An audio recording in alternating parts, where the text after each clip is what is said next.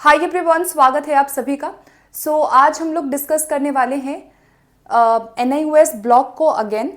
तो NIOS की videos जो आपका हैंड रिटन नोट्स हैं वो ऑलरेडी आपको मिल जाएगा कोर्स के अंदर।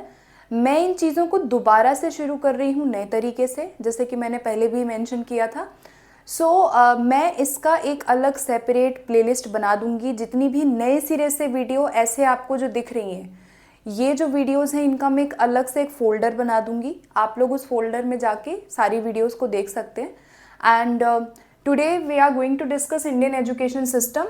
जो आपका इससे पहले जो हमने डिस्कस किया था वो स्वतंत्रता पूर्व जो पॉलिसीज़ थी वो हमने डिस्कस किया।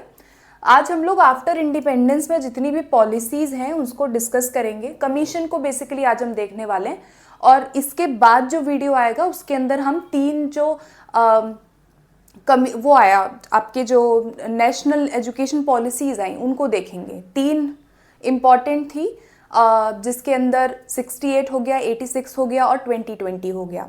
तो इनको हम डिटेल से करेंगे नेक्स्ट वीडियो में, राइट। अभी हम लोग आज इस वीडियो में हम लोग क्या करने वाले हैं, कमीशन एंड कमेटीज़ करने वाले हैं, ठीक है। तो जो आप अपना ये सिलेबस देखते हैं ये DSSB का काफ़ी पूछा जाने वाला सिलेबस है। एंड ऐसा नहीं है कि जो आप NIOS कर रहे हैं उसके अंदर कुछ अलग से आपको कुछ और पढ़ना पड़ेगा। NIOS यानी कि आपका पूरा NCT का करिकुलम ही इसके अंदर आता है, कुछ भी अलग नहीं पढ़ना है। कमीशन है, कमेटीज़ हैं, पढ़नी ही है आपको ये, चाहे आप NIOS के थ्रू पढ़े या आप NCT की कोई भी करिकुलम की किताब उठा के पढ़ें। हमें सिर्फ बेसिक समझना है और एग्ज़ाम पॉइंट ऑफ व्यू से सारी चीज़ों को आज हम देखेंगे। तो चलिए शुरू करते हैं, एक एक करके सारे कमीशन या आफ्टर इंडिपेंडेंस जो आपके कमेटीज़ आई हैं इनके बारे में बात करेंगे। सबसे पहली आपकी जो कमीशन आया वो आया राधा कृष्णन आयोग, सबसे फर्स्ट आयोग आया था। अब इसमें इंपॉर्टेंट चीज़ें क्या जानने वाली हैं, अध्यक्ष पता रहना चाहिए, ईयर पता रहना चाहिए, इनके दो दो नाम है तो नेम याद रख लेना है कि इनके दो दो नाम भी पूछ लेता है कई बारी, ये तीनों चीज़ें पता रहनी चाहिए, ठीक है। तो राधा कृष्णन कमीशन, जिसको यूनिवर्सिटी एजुकेशन कमीशन भी बोला जाता है, याद रखना है इसको। हो सके तो नोट्स को खोल करके पढ़ सकते हो, जो ऑलरेडी नोट्स अवेलेबल हैं NIOS के वो निकाल के आप पढ़ सकते हो, साथ के साथ रिवीजन हो जाएगा। तो देखो इसके अध्यक्ष जो थे वो कौन थे, डॉक्टर S राधा कृष्णन। इनके नाम पे ही इस कमीशन का नाम पड़ा। विश्वविद्यालय शिक्षा आयोग इसको कहा जाता है। मेन ऑब्जेक्टिव क्या था, विश्वविद्यालय शिक्षा की समस्याओं की समीक्षा और युवाओं को राष्ट्रीय नेतृत्व के लिए तैयार करना। यानी जो यूनिवर्सिटी लेवल पे जो शिक्षा में जो प्रॉब्लम्स आ रही थी, यानी कि मेन फोकस क्या है, यूनिवर्सिटी एजुकेशन प्रॉब्लम्स हैं इसका। तो यूनिवर्सिटी, इसलिए इसको यूनिवर्सिटी एजुकेशन कमीशन बोला गया। और छात्रों को राष्ट्रीय नेतृत्व के लिए यानी नेशनल जो लीडरशिप है उसके लिए तैयार करना इसका मेन पर्पस था। इसने बहुत सारे रिकमेंडेशन किए जिसमें हम लोग ये डिस्कस कर रहे हैं इंपॉर्टेंट वंस। पहला रिकमेंडेशन था reform AIIMS and objectives of university education. तो यूनिवर्सिटी एजुकेशन को लेकर के, रिसर्च को लेकर के क्या करना, यहाँ पे सुधार करना, ठीक है। दूसरा पॉइंट था improve university constitution, control, functions, यानी बेसिकली यूनिवर्सिटी के अंदर जो नियंत्रण है, जो कार्य है, जो भी वहाँ पे अधिकार क्षेत्र है उसमें परिवर्तन लाना, उसको सही करना, केंद्र और राज्य सरकारों के साथ संबंधों को मजबूत करना इसका रिकमेंडेशन था, ठीक है। उसके बाद यहाँ पे है वित्त प्रवेश शिक्षण परीक्षा मानक का या पाठ्यक्रम की अवधि को सुनिश्चित करना। यानी जो भी टीचिंग होगा, फाइनेंस होगा, एडमिशन होगा, सबका जो एक अवधि है वो ड्यूरेशन फिक्स होना चाहिए। फिर Indian culture, history, literature, language, philosophy and जो फाइन आर्ट्स है उसको क्या करना, बढ़ावा देना। तो इन्होंने फोकस किया था history, literature, culture, language, philosophy, इन चीज़ों पे। और यहाँ पे उच्च शिक्षा के समन्वय के लिए विश्वविद्यालय अनुदान आयोग। तो इसका आपको ये याद रखना है, UGC की फुल फॉर्म क्या है, यूनिवर्सिटी ग्रांट्स कमीशन। तो यूनिवर्सिटी ग्रांट्स कमीशन के स्टैब्लिशमेंट में इसका हाथ था। And this is important because ये आपका पूछा गया है। तो एक क्वेश्चन ऐसे आ जाएगा कि आपका UGC की स्थापना का रिकमेंडेशन किस पॉलिसी या किस कमीशन ने किया था। तो आंसर क्या होगा, यूनिवर्सिटी एजुकेशन कमीशन। UGC की स्थापना के बारे में इन्होंने इसकी सिफारिश की थी। अब देखो ये क्वेश्चन आपका PYQ आया हुआ है कि UGC की स्थापना की सिफारिश किस रिपोर्ट या सुझाव पर की गई थी? विश्वविद्यालय शिक्षा आयोग, राधाकृष्णन, मुदालियर या Jawaharlal Nehru? So what will be the right answer? यहाँ पे university education commission, right? Option number 1 will be right for this question. अगला देखते हैं। अब देखो शिक्षा के उद्देश्य क्या था इसके अकॉर्डिंग, यूनिवर्सिटी एजुकेशन कमीशन के अकॉर्डिंग। पहला है teach the meaning of life, यानी जीवन के पे फोकस किया जाए, जीवन का अर्थ सिखाना। फिर उसके बाद social theory of regulating institution, यानी सामाजिक सिद्धांतों को की समझ को विकसित करना। डेमोक्रेसी याद रखिएगा, ठीक है, और पर्सनल ग्रोथ याद रखिएगा। अब ये याद कैसे होगा, ये याद कैसे होगा? इसमें आपको कुछ कीवर्ड्स देखने होंगे, जैसे लाइफ पे फोकस किया कि भाई जीवन के लिए सिखाएंगे, और डेमोक्रेसी के लिए सिखाएंगे, लोकतंत्र पे फोकस किया गया, पर्सनल ग्रोथ पे फोकस किया गया। ये words, these are some keywords, ठीक है। मॉरल हो गया, करेज हो गया, इंटीग्रिटी पे फोकस करेंगे, जो मूल्य संवर्धन है उसका विकास करेंगे। कल्चरल हेरिटेज को फोकस करना, उससे बच्चों को परिचित कराना इसका मेन एम था। प्रेजेंट और पास्ट को समझना, अतीत और वर्तमान की समझ को बढ़ाना। आजीवन सीखने पे फोकस किया गया है इसमें कि लाइफ लॉन्ग लर्निंग होनी चाहिए। प्रोफेशनल और वोकेशनल ट्रेनिंग पे भी इन्होंने फोकस किया। तो देखो ये ऐसी चीज़ें जो होती है ना, ये आपको ऐसा नहीं है कि सब आपको रट लेना है, राइट? आपको एक बेसिक समझ बनानी होती है, और हर कमीशन या हर आप राष्ट्रीय शिक्षा नीति देख लीजिए, आप कोई भी पॉलिसी देख लीजिए, कमीशन देख लीजिए, आपको उसके कुछ मेजर रिकमेंडेशन, मेजर चीज़ें ध्यान में रखनी है। जैसे एक मेजर चीज़ यहाँ पे अभी हमने क्या डिस्कस किया, यूजीसी का रिकमेंडेशन, ये इंपॉर्टेंट चीज़ है, ठीक है। बाकी तो ये इन जनरल सारे कमीशन बोल रहे हैं, तो इसको याद रखना ये फिजिबल नहीं है बहुत, but you need to understand some basic words. जैसे यहाँ पे आ गया लाइफ, डेमोक्रेसी, ये आपका पूछा गया है, ठीक है। देखो अब यहाँ पे आया था कि उस शिक्षा आयोग का नाम बताइए जिसने लोकतंत्र के लिए प्रशिक्षण देने की सिफारिश की थी। मतलब हम लोकतंत्र के लिए क्या देंगे, प्रशिक्षण देंगे। किसने बोला? अभी हमने देखा लाइफ, डेमोक्रेसी की बात हो रही है, कल्चरल हेरिटेज की बात हो रही है, इंटीग्रिटी की बात हो रही है, पर्सनल ग्रोथ की बात हो रही है, वोकेशनल की बात हो रही है। तो आंसर इसमें क्या था? यूनिवर्सिटी एजुकेशन कमीशन, जिसको राधा कृष्णन कमीशन भी बोलते हैं। तो राधा कृष्णन कमीशन आ जाएगा 1948 से 49, दोनों नाम याद रख लेने हैं। University education commission will be right for this question. ठीक, आगे बढ़ते हैं अपने अगले नेक्स्ट कमीशन पे। तो अभी तक हमने देखा किसके बारे में, यूनिवर्सिटी एजुकेशन कमीशन के बारे में। अब हम बात करेंगे यहाँ पे अगला जो हमारा कमीशन है वो है मुदालियर कमीशन। 1952 से 53 में आया ये आयोग। दूसरा आयोग आया आफ्टर इंडिपेंडेंस, यूनिवर्सिटी के बाद आया मुदालियर। मुदालियर कमीशन को सेकेंडरी एजुकेशन कमीशन भी बोला जाता है, माध्यमिक शिक्षा आयोग या फिर मुदालियर। मुदालियर के नाम पे पड़ा है क्योंकि इनके जो अध्यक्ष थे वो डॉक्टर ए लक्ष्मण स्वामी मुदालियर थे, जो वाइस चांसलर थे मद्रास के उस टाइम पे। तो उनके नाम पे ही इस कमीशन का नाम पड़ा है। Both name you need to remember. Purpose क्या था, मेजर पर्पस पूछा जाए तो क्या होगा यूनिवर्सिटी सेकेंडरी एजुकेशन कमीशन का, कि the focus was on secondary education, right. तो यहाँ आंसर क्या बनेगा कि reform secondary education to make more effective for the nation. क्या समझ में आया कि राष्ट्रीय जरूरत के अनुसार माध्यमिक शिक्षा को सुधारना और उसे मजबूत बनाना। तो यानी कि जो माध्यमिक शिक्षा है उस पे इनका फोकस ज़्यादा था, ठीक है।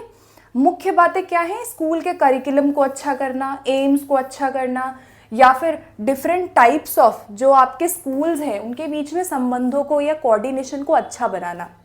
फिर है शिक्षक प्रशिक्षण पे इन्होंने फोकस किया, टीचर ट्रेनिंग, प्रोफेशनल डेवलपमेंट, यानी टीचर्स का जो प्रोफेशनल डेवलपमेंट होना चाहिए, या फिर टीचर ट्रेनिंग पे इन्होंने फोकस किया था सेकेंडरी एजुकेशन कमीशन के अंदर, मेजर फोकस, ठीक है।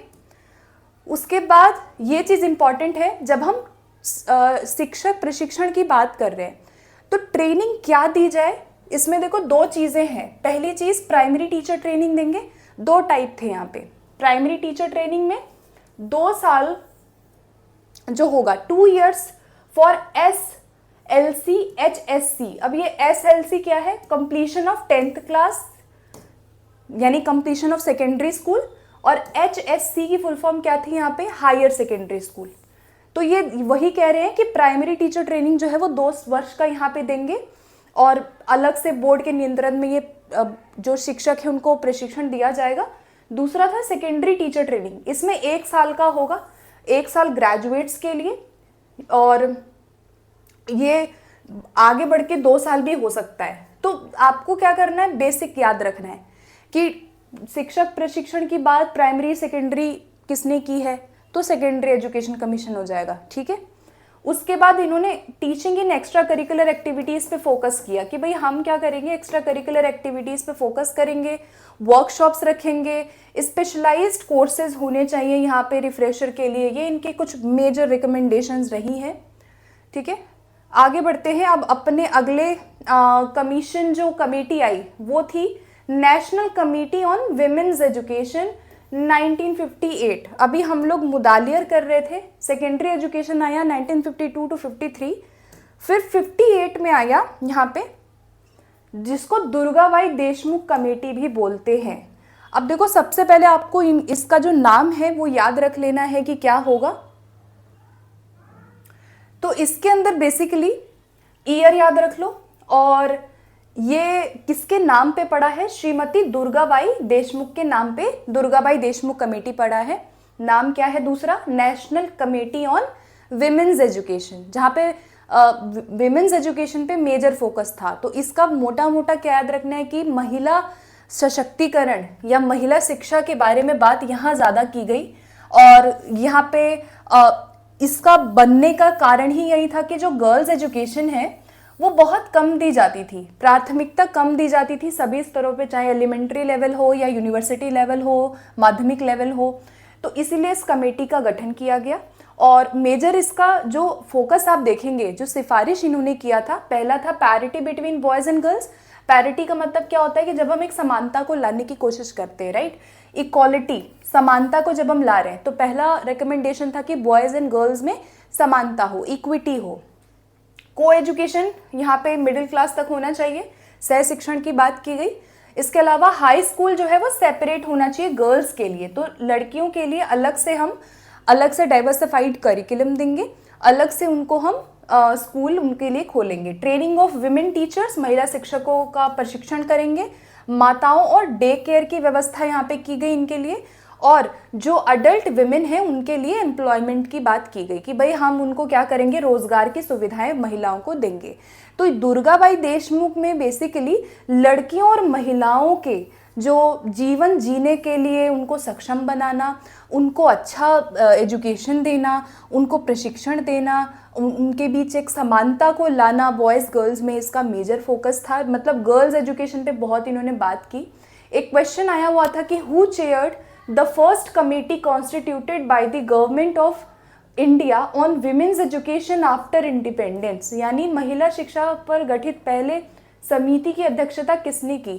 तो बात किसमें की गई थी, दुर्गाबाई देशमुख के द्वारा की गई थी, ठीक है। National commission for women's education कब आया था, 1958 में दुर्गाबाई देशमुख कमेटी आया, ठीक है।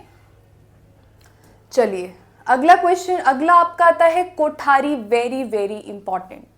ये ऐसा है कि जिसको आप मिस कर ही नहीं सकते हो। मोस्ट रिपीटेड क्वेश्चन जो है ना आपके DSSB में वो यहाँ से आए हैं, तो इसको करते हैं फटाफट से। देखो कोठारी आयोग 1964 टू 66 ईयर याद रखना है। इसको हम एजुकेशन कमीशन, शिक्षा आयोग भी बोलते हैं। तो 2 नाम है, education commission and Kothari commission, both you need to remember.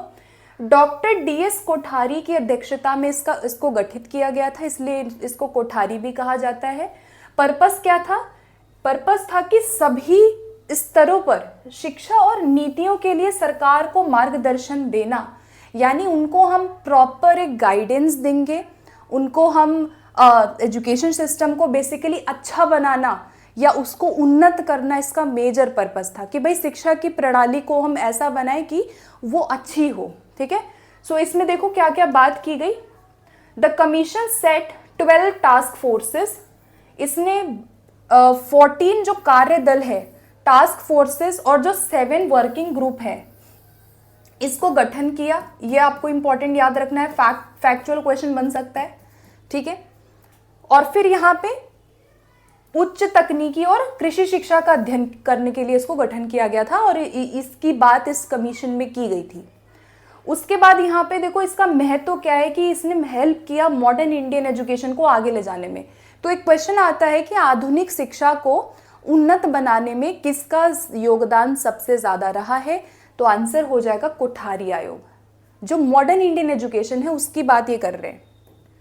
अब देखो यहाँ पे एक आया था, ये एक कोटेशन है, ये कोटेशन आपका पूछा गया था और ये क्या बोल रहा है कि the destiny of India is now being shaped in its classrooms. किस कमीशन ने इसको कहा है कि भारत का भविष्य इसकी कक्षाओं में आकार ले रहा है?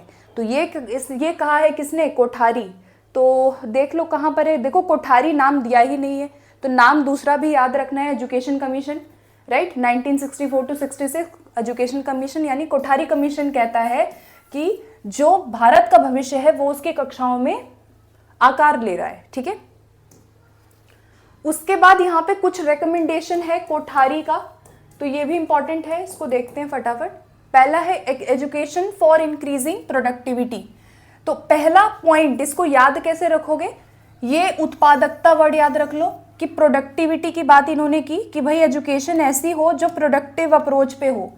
तो उत्पादकता को बढ़ाने के लिए हम शिक्षा देंगे, तो productivity is your first keyword. और इन्होंने कहा कि साइंस जो है वो होना चाहिए एंड SUPW याद रख लो, वेरी वेरी इंपॉर्टेंट।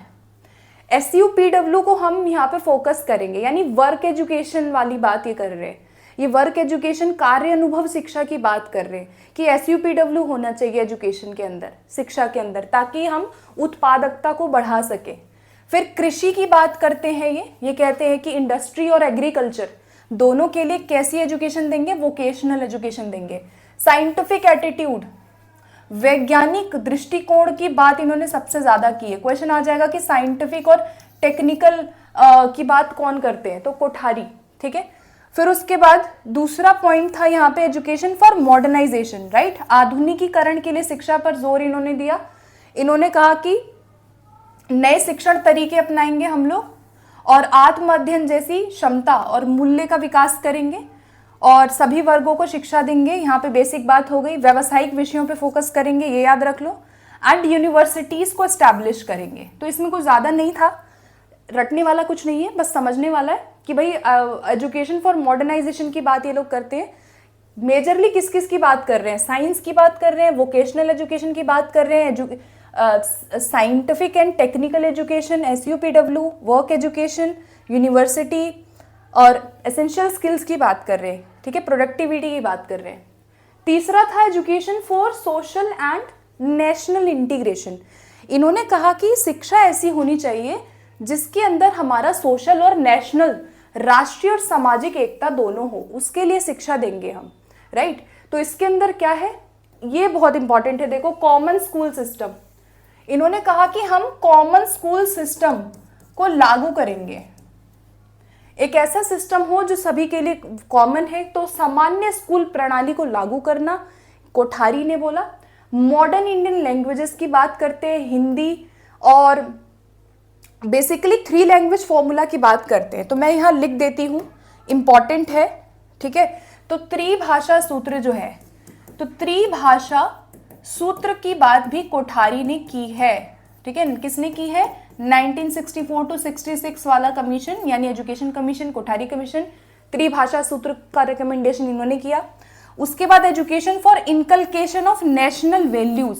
क्वेश्चन आ जाएगा कि नेशनल, राष्ट्रीय मूल्यों की बात कौन करते हैं? नेशनल और सोशल वैल्यूज की बात कौन कर रहे हैं? कोठारी कमीशन करता है। ये कहते हैं कि सामाजिक और आध्यात्मिक मूल्यों को शामिल करेंगे, राइट।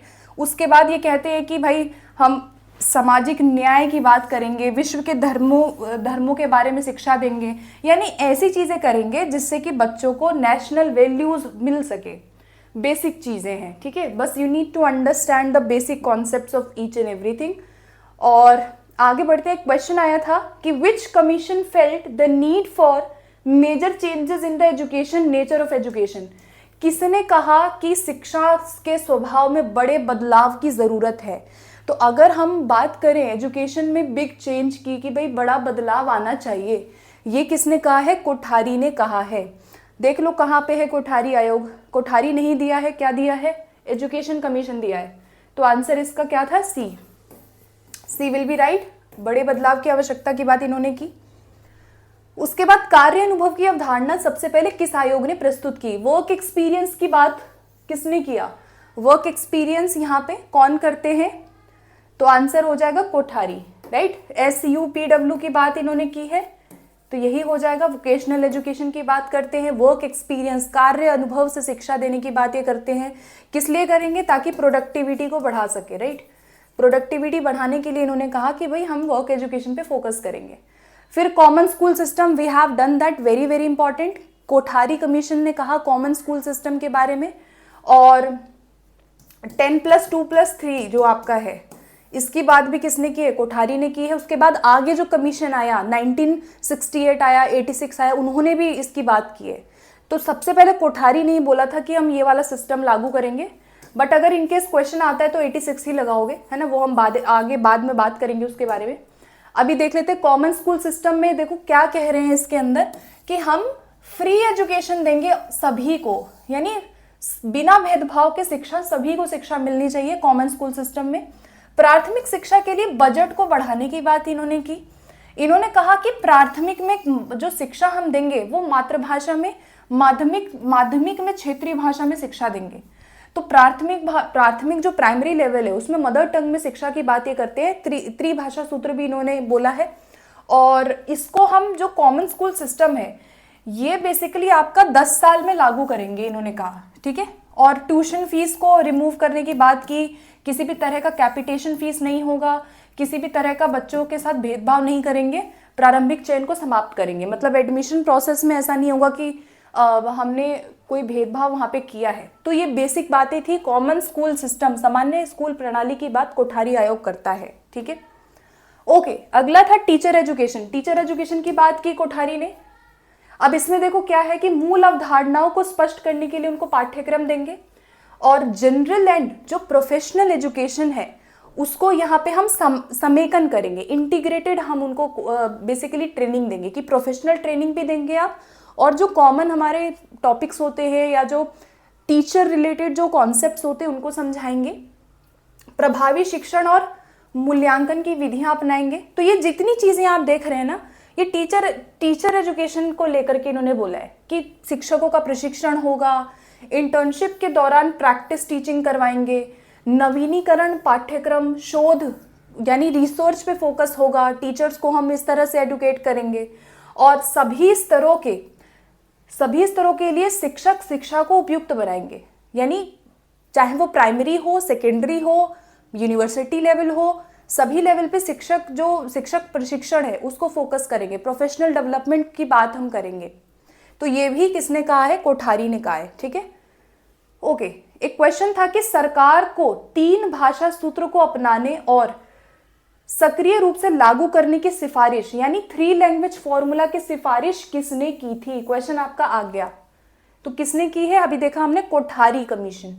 सो आंसर इसका बना ऑप्शन नंबर बी, कोठारी आयोग, ठीक है।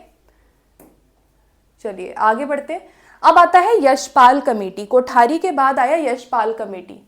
देखो गाइज, यहां पे हम लोग अभी जो आपकी नेशनल एजुकेशन पॉलिसी है 1968 वाली, फिर 86 वाली और 2020 की जो पॉलिसी आई है, ये जो पॉलिसीज है ये हम अगली वीडियो में करेंगे। तो यहां आज सिर्फ कमीशन करवा रही हूं, policies we will do in next video, right, so that कोई कंफ्यूजन ना रहे। पॉलिसीज को अलग करेंगे क्वेश्चन के साथ। अभी हम लोग ये कर रहे हैं कमीशन कर लेते हैं, पॉलिसीज अगले वीडियो में, ठीक है। तो लास्ट हमारा है यशपाल समिति, जो आया 1992-1993 में। जो इसकी बात की गई थी वो 1992 में इसको किया गया था, लेकिन जो फाइनलाइज हुआ था ये 1993 में हुआ था, ठीक है। तो कई बार दोनों ईयर आता है, तो कंफ्यूज नहीं होना है। यशपाल कमेटी जो प्रोफेसर यशपाल की अध्यक्षता में हुई, चेयरपर्सन थे, और एनसीएफ के अध्यक्ष भी यही है, प्रोफेसर यशपाल। और इसके अंदर बेसिकली यशपाल कमेटी जो है वो 1992 में आया, ठीक है। प्रोफेसर यशपाल इसके मेन थे, और इसकी रिपोर्ट का नाम पूछा जाता है, ठीक है। नाम या फिर आ जाएगा टैगलाइन क्या है, यशपाल कमेटी का टैगलाइन क्या था? तो टैगलाइन या फिर इसका जो ऑफिशियल नेम था डॉक्यूमेंट का, रिपोर्ट का, वो था लर्निंग विदाउट बर्डन, बिना बोझ के शिक्षा। तो बिना बोझ के शिक्षा की बात यशपाल कमेटी करता है और जुलाई 1993 में ये पब्लिश हो गया था। ठीक है, अब देखो इसका उद्देश्य क्या था। जो यशपाल समिति आई, यशपाल समिति का मेन ऑब्जेक्टिव था examine overburdening of school children and suggesting the ways to reduce it, यानी कि जो शैक्षिक बोझ बढ़ रहा है, जो करिकुलम या फिर जो लर्निंग का जो बोझ है या जो शिक्षा का बोझ है, वो बच्चों के ऊपर जितना है, जो बर्डन है, उस पर इन्होंने सुझाव दिया, उसको कम करने की बात की गई है कि किस तरह से हम शिक्षा के बोझ को स्कूली बच्चों से हटाएं या उसको कम करें। ठीक है, उसके बाद देखो यहाँ पे उद्देश्य है रिड्यूस एकेडमिक लोड। सबसे इंपॉर्टेंट ऑब्जेक्टिव क्या है कि जो पाठ्यक्रम का लोड बढ़ रहा है, जो इतना बच्चों के सामने जो बोझ है, उसको सभी स्तरों पे कम करना। अभी रिसेंटली आप देखोगे जो एनईपी 2020 आया है, एनईपी 2020 ने भी सेम बात बोली है कि करिकुलम लोड को कम करेंगे, करिकुलम के भार को कम करेंगे। तो ये यशपाल ने भी इसमें बात की थी, यशपाल कमेटी ने भी, कि भाई खासकर छोटे बच्चों के लिए जो शैक्षिक भार है उसको कम करेंगे और सीखने की गुणवत्ता यानी क्वालिटी को बढ़ाने की बात की है। ठीक है, क्वालिटी एजुकेशन को बढ़ाएंगे एंड करिकुलम लोड को कम करेंगे, एकेडमिक लोड को कम करेंगे। लाइफ लॉन्ग सेल्फ लर्निंग और स्किल डेवलपमेंट की बात इन्होंने की है। लक्ष्य था कि बच्चों को ऐसी लर्निंग दे जो लाइफ लॉन्ग हो। ठीक है, उसके बाद एक क्वेश्चन था कि during recent years the published report which educationist has concluded load of school bags on small children should be reduced. कौन सी कमेटी ने इसकी बात की है? अब क्वेश्चन आ गया है आपका, अगर आपने पढ़ा है तो आप कर लोगे कि भाई स्कूल के बैग का बोझ कम करना, या फिर इसकी जगह क्या आ जाएगा, करिकुलम लोड को कम करना, या फिर आ जाएगा एकेडमिक। तो क्वेश्चन कुछ भी बन जाएगा, एकेडमिक, करिकुलम लोड, कुछ भी बन जाएगा। ठीक है, सो आंसर क्या बना, यशपाल कमेटी, यशपाल समिति बात करते हैं इसकी। ओके, फिर कुछ और इसकी सिफारिशें थी। पहला कि करिकुलम को डिसेंट्रलाइज करना और टेक्स्ट बुक प्रिपरेशन की बात की है कि भाई हम यहाँ पे क्या करेंगे, पाठ्यक्रम निर्माण और पुस्तकों की तैयारी को विकेंद्रीकृत करना। विकेंद्रीकृत मतलब कि हम लोकल लेवल पे शिक्षकों की भागीदारी को भी सुनिश्चित करेंगे कि भाई ये जो विकेंद्रीकरण है, ये कह रहे हैं कि टेक्स्ट बुक के को बनाने में या करिकुलम को बनाने में टीचर्स की भी जिम्मेदारी हम देंगे। हम केवल ऐसा नहीं कि जो हायर जो लेवल पे जो लोग काम कर रहे हैं वही इसका काम करेंगे। विकेंद्रीकरण मतलब कि शिक्षकों को पावर देंगे हम कि वो अपने अकॉर्डिंग चीज़ें कर सके। ठीक है, तो पाठ्यक्रम को, करिकुलम को डिसेंट्रलाइज करने की बात की इन्होंने। एंड क्वालिटी, जो प्राइमरी एजुकेशन है उसमें क्वालिटी क्राइटेरिया की बात की है कि गुणवत्तापूर्ण शिक्षा होगी प्राइमरी लेवल पे। अब गुणवत्तापूर्ण शिक्षा की जब हम बात करते हैं, इन्होंने कहा कि जो स्कूल में ग्रेडिंग है, ग्रेडिंग में रैंक होगा, यानी ग्रेडिंग सिस्टम को लाना, राइट, ग्रेडिंग सिस्टम को लाना, मार्क्स को हटा के ग्रेड बेस्ड हमारा लर्निंग होगा। पार्टिसिपेशन सोसाइटी का करेंगे, यानी कम्युनिटी पार्टिसिपेशन की बात करते हैं कि भाई कम्युनिटी की भागीदारी होगी। अटेंडेंस की बात हम करेंगे, यानी अटेंडेंस देखेंगे कितने बच्चे आ रहे हैं, कितने नहीं आ रहे हैं, और शिक्षकों की तैयारी करवाएंगे। तो ये 3-4 चीज़ें बोली इन्होंने, जिससे कि हम क्या कर सकते हैं, प्राइमरी एजुकेशन को क्वालिटी मेंटेन कर सकते हैं। And these are some criteria कि अगर एक शिक्षा प्राइमरी एजुकेशन की क्वालिटी को हमें देखना है तो हमारे क्या मानदंड वहाँ होने चाहिए। ठीक है, तो ये आपका यशपाल कमेटी है, और यशपाल कमेटी ने वही है कि एकेडमिक बर्डन को कम करने के लिए ये सुझाव है इनके कि ये करेंगे तो जो एकेडमिक बर्डन है, जो करिकुलम का लोड है, वो कम हो जाएगा। ठीक है, सो एक क्वेश्चन था कि यशपाल समिति की रिपोर्ट 1993 का नाम क्या है। नाम पूछा गया, क्या था, टैगलाइन भी इसको हम कहते हैं लर्निंग विदाउट बर्डन, बी हो जाएगा इसका राइट। ठीक है, सो गाइज यहाँ पर हमने ये सारे जो आज की कमेटी है इसको एनालिसिस किया है, and I have added all the questions जो कि आपके एग्जाम में यहाँ से पूछे गए हैं। And we have done unit 2, इसका हैंड रिटन नोट्स ऑलरेडी है एप्लीकेशन पे, डाउनलोड कर सकते हो, उसको बाद में भी पढ़ सकते हो। और ये दोबारा से हम ये सारी चीज़ें कर रहे हैं अगेन। सो इन केस कोई और डाउट होता है, लेट मी नो, आप मुझसे एप्लीकेशन पे भी कांटेक्ट कर सकते हैं। And in case if have any doubt so feel free to ask me. मिलते हैं अगली क्लास के साथ, और इसकी PDF आपको तुरंत बाद मिल जाएगी, तो ज्वाइन करना। एंड नेक्स्ट जो हमारा वीडियो रहने वाला है वो हम क्या करेंगे, NEP, जितनी भी आपकी नेशनल एजुकेशन पॉलिसीज आई हैं, 3 हैं टोटल, तो तीनों को हम करेंगे विस्तार से थोड़ा, ठीक है। पहले जो वीडियो होगा उसमें 2 पॉलिसीज कर लेंगे, 68 और 86, एंड देन जो लास्ट वाली है 20 वाली, 2020 वाली, तो उसको थोड़ा डिटेल से करेंगे क्योंकि वो इंपॉर्टेंट ज़्यादा है, राइट। तो एक वीडियो में पॉसिबल नहीं है, 2 वीडियो आएगा। ओके, सो मिलते हैं अगली वीडियो के साथ। Thank you for watching and stay tuned.